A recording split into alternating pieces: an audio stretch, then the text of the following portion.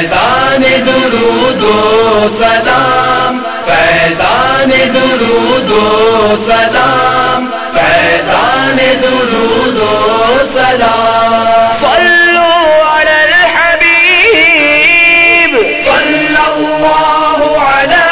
محمد صلی اللہ علیہ وسلم. الحمد للہ رب العالمین والصلاة والسلام على سيد المرسلين. أما بعد فأعوذ بالله من الشيطان الرجيم. بسم الله الرحمن الرحيم. الصلاة والسلام عليك يا رسول الله وعلى آلك وأصحابك يا حبيب الله. الصلاة والسلام عليك يا نبي الله وعلى آلك وأصحابك يا نور الله. رسول ثقلین، سلطان کونین، رحمت دارین، غم زدوں کے دلوں کے چین، نانائے حسنین صلی اللہ تعالی علیہ وآلہ وسلم نے ارشاد فرمایا، لا تصلوا علی الصلاۃ البتراء، یعنی مجھ پر کٹا ہوا ادھورا اور نامکمل درود پاک نہ پڑھا کرو. صحابہ کرام علیہم رضوان نے عرض کیا، وما الصلاۃ البتراء، یا رسول اللہ صلی اللہ تعالی علیہ وسلم یہ کٹا ہوا درود پاک کیا ہے؟ سلطان دو جہان رحمت عالمیان صلی اللہ تعالی علیہ وآلہ وسلم نے ارشاد فرمایا، تقولون اللہم صلی علی سیدنا محمد وتمسکون، تم میری آل پر درود نہ پڑھو اور صرف اللہم صلی علی محمد تک پڑھ کر رک جاؤ. پھر فرمایا اس کے بجائے یوں پڑھا کرو، اللہم صلی علی محمد وعلی آل محمد صلو علی الحبیب صلی اللہ تعالی علی محمد. میرے مدنی چینل کے ناظرین، اس روایت سے معلوم ہوا کہ جب بھی نبی مکرم نور مجسم رسول اکرم شہنشاہ بنی آدم صلی اللہ تعالی علیہ وآلہ وسلم پر درود پاک پڑھنے کی سعادت نصیب ہو تو ساتھ ہی ساتھ آپ صلی اللہ تعالی علیہ وآلہ وسلم کی آل پاک پر بھی درود پاک پڑھ لینا چاہیے. اور ویسے بھی محبت اس بات کی متقاضی ہے کہ محبوب سے نسبت رکھنے والی ہر شے سے محبت کی جائے. خیال رہے کہ ہر مسلمان کو جان و مال، عزت و آبرو، ماں باپ، اولاد، حتیٰ کہ کائنات کی ہر شے سے زیادہ حضور جان عالم صلی اللہ تعالی علیہ وآلہ وسلم کی ذاتی گرامی محبوب ہونی چاہیے، جس پر ہمارے صداقت و تکمیل ایمانی کا مدار ہے. لہذا جب سب سے زیادہ قابل محبت اور لائق عقیدت سرکار دو عالم صلی اللہ تعالی علیہ وآلہ وسلم کی ذات ٹھہری، آپ کے اہل بیت اطہار سے محبت بھی ہمارے لیے اپنے قرابت داروں سے بڑھ کر اہمیت کی حامل ہونی چاہیے. اور کیوں نہ ہو کہ قرآن پاک کے ساتھ یہی تو وہ دوسری چیز ہے جس کا دامن تھامنے کا سرکار دو عالم صلی اللہ تعالی علیہ وآلہ وسلم نے ہمیں درس دیا. چنانچہ حضرت سیدنا زید بن ارقم رضی اللہ تعالیٰ عنہ سے روایت ہے، تاجدار رسالت، شہنشاہ نبوت، مخزن جود و سخاوت، طے کرے عزم و شرافت، محبوب رب العزت، محسن انسانیت صلی اللہ تعالی علیہ وآلہ وسلم کا فرمان ہدایت نشان ہے، انا تارک فیکم ثقلین،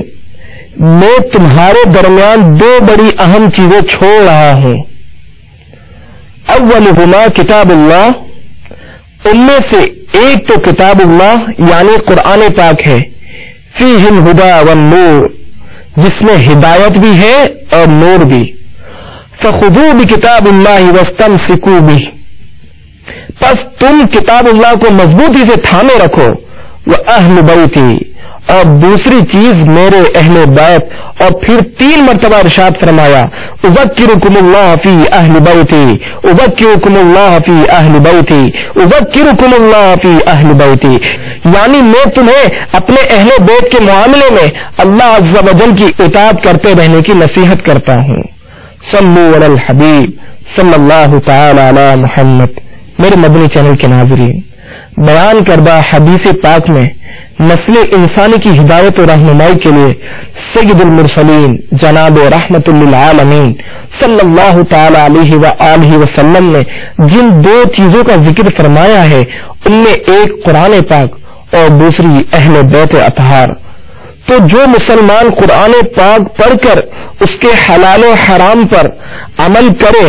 اور ساتھ ہی ساتھ اہل بیت کی محبت کو بھی اپنے دل میں بسا لے تو وہ انشاءاللہ عز و جل کبھی گمراہ نہ ہو سکے گا. غرض یہ کہ قرآن پاک کی عظمت کے ساتھ ساتھ اہل بیت کی تعظیم و تکریم، الفت و محبت اور ان کی غلامی بھی ایک مسلمان کے لیے نہایت ضروری ہے. اگر کوئی ان دونوں میں سے کسی ایک چیز مثلا قرآن پاک کو تو مرکز ہدایت مانے مگر اس کے دل میں اہل بیت کی عقیدت نہیں تو ایسا شخص راہ یاب نہیں، یعنی سیدھی راہ پر نہیں. یوں ہی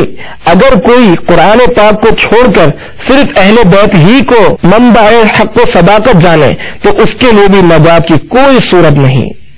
حقیقی معنوں میں وہی عاشقان رسول دنیا و آخرت میں کامیابی سے ہمکنار ہیں جو قرآن پاک کو بھی راہ نجات مانتے ہیں اور اہل بیت کی محبت کو بھی اپنے رہنمائی کے لیے مشعل راہ جانتے ہیں. اہل سنت صاحب پار اصحاب رسول، اہل سنت صاحب پار اصحاب رسول، نجم ہے اور ناؤ ہے،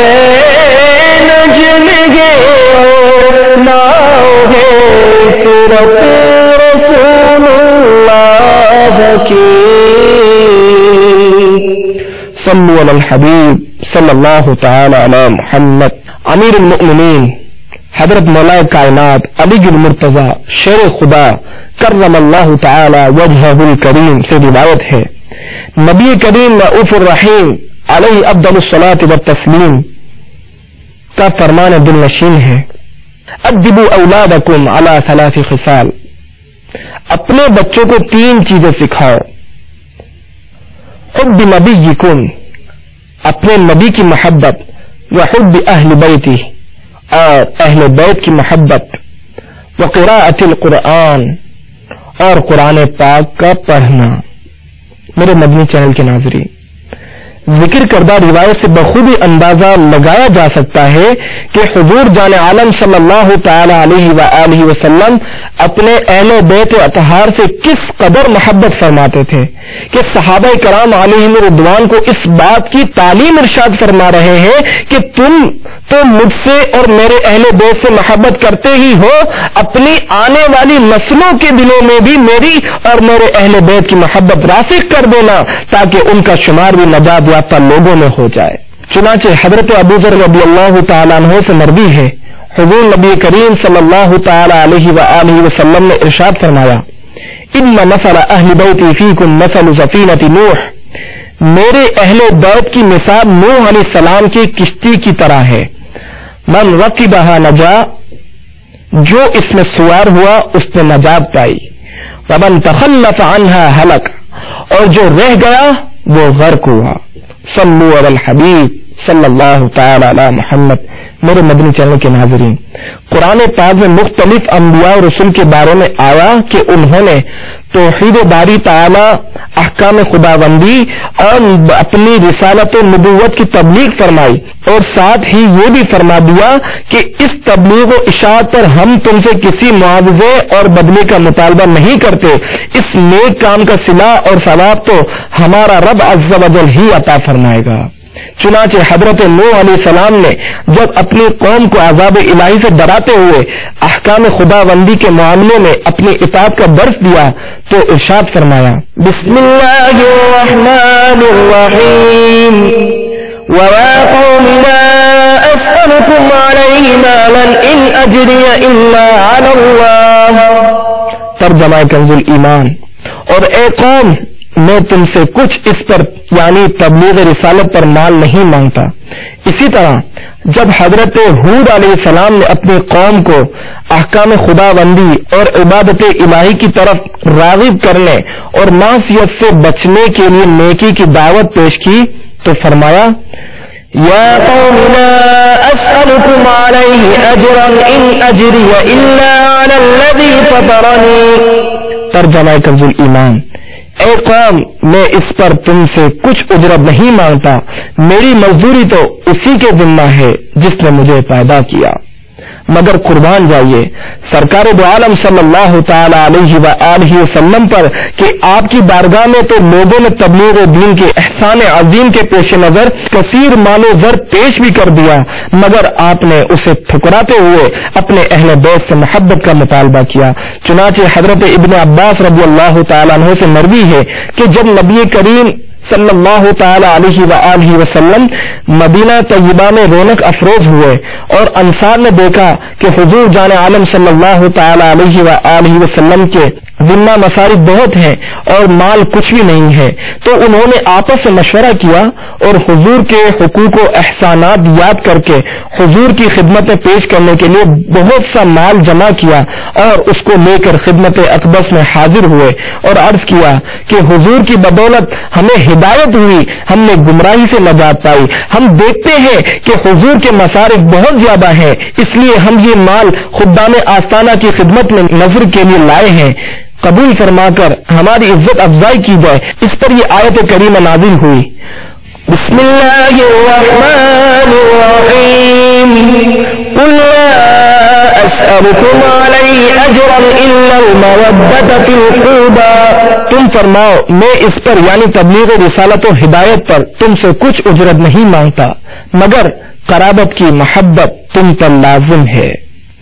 گویا انہیں یہ باور کرا دیا گیا اس تبلیغ و اشاعت دین پر اگر تم سے کچھ مطلوب ہے تو محض یہ کہ میرے اہل بیت کی محبت کو لازم کر لو اور ان کا عشق اپنے دل میں بسا کر ان کے دامن کرم سے وابستہ ہو جاؤ۔ میرے مدنی چینل کے ناظرین، دیکھا آپ نے اس آیت کریمہ میں اللہ عز و جل نے کس پیارے انداز میں نبی کریم صلی اللہ تعالی علیہ وآلہ وسلم کے کلمہ پڑھانے، لوگوں کو دولت ایمان عطا فرمانے، انہیں ضلالت و گمراہی کے اندھیروں سے نکال کر رشد و ہدایت کی روشنی میں لانے اور کفر و شرک کی تلاطم خیز موجوں میں ڈوبنے والوں کو دین و ایمان کی کشتی میں سوار کر کے انہیں کنارے لگانے کا صلہ صرف محبت اہل بیت کی صورت میں طلب کیا جا رہا ہے۔ اگر کوئی شخص قبول اسلام کے بعد ساری زندگی صوم و صلاۃ کا پابند رہے، حج و زکات کے فریضے کو بھی بحسن خوبی ادا کرتا رہے اور ساری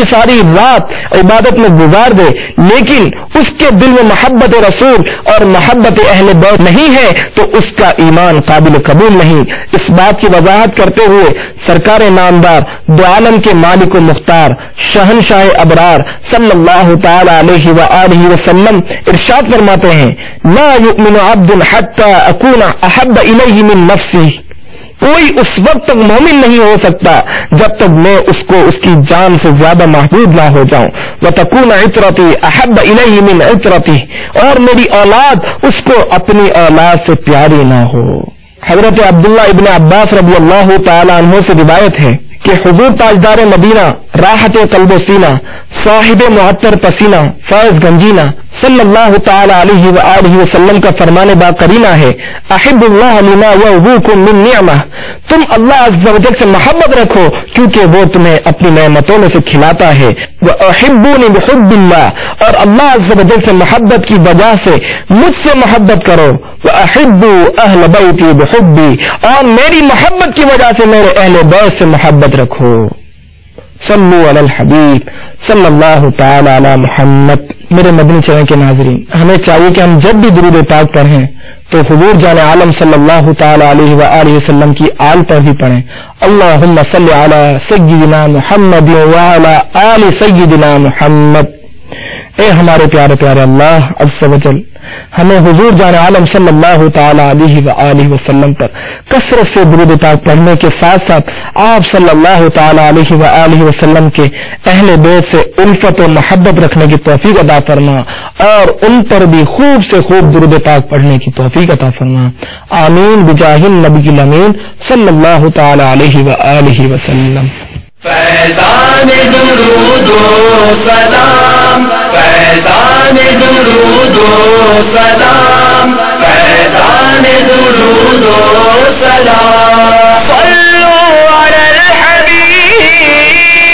صلی اللہ علی محمد صلی اللہ